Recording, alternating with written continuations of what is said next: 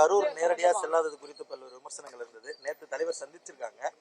எதற்காக செல்லல இந்த மாதிரியான இல்ல இல்ல இல்ல நம்ம வந்து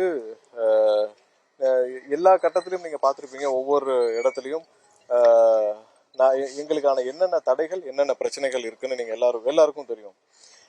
நாங்கள் முதல் நாளே கண்டிப்பாக மக்களை சந்திக்க நானும் என்னுடைய பொதுச் செயலாளர் எங்களுடைய பொதுச் செயலர் அனைவரும் அங்கே கரூருக்கு வெளியிலே காத்திருந்தோம். ஆனால் அதற்கான அனுமதி எங்களுக்கு கரூர் ஊருக்குள்ள செல்ல அனுமதிக்கப்படவில்லை. அதில் கிட்டத்தட்ட 2:30 மணி 3 மணி வரைக்கும் நாங்கள் உச்சநீதிமன்றத்தில் தெளிவாக தாக்கல் செய்யப்பட்டிருக்கோம். 2:30 3 மணி வரைக்கும் நாங்கள் காத்திருந்தோம். அதற்கு பின்னர் எங்களுக்கு வந்த தகவலின் அடிப்படையில் அனைத்து ரோடுகளும் தடை செய்யப்பட்டது. உள்ளே யாரும் அவ்வளவு சீக்கிரம் போக முடியாது.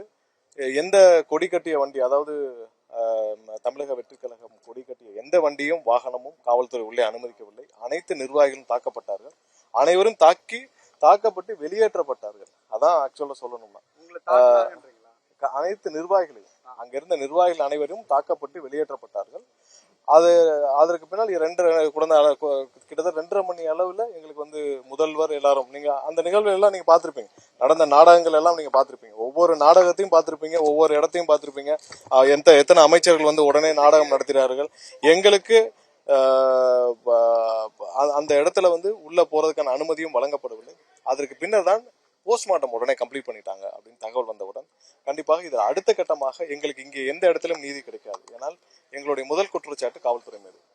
எங்களுக்கு எங்கேயும் நீதி கிடைக்காது, உயர்நீதிமன்றத்தை தான் நாட வேண்டும் என்று உடனடியாக சென்னை வந்து உயர்நீதிமன்றத்தில் அன்னைக்கு நீங்க இதே பத்திரிகையாளர்கிட்ட நாங்கள் சொன்னோம், நீதிமன்றத்தில் தான் முறையிட முடியும். நாங்கள் கண்டிப்பாக முறையிட்டோம். அதுக்கு அடுத்து நடந்த நிகழ்வுகளையும் பார்த்திருப்பீங்க. இவர்கள் எல்லாம் என்ன நினைச்சார்களோ அது கண்டிப்பாக நடக்காது. இவர்கள் எல்லாம் கட்சியை முடக்கணும், இல்லை எல்லாத்தையும் முடக்கணும்னு நினைச்சாங்க. அது கண்டிப்பாக நடக்காது.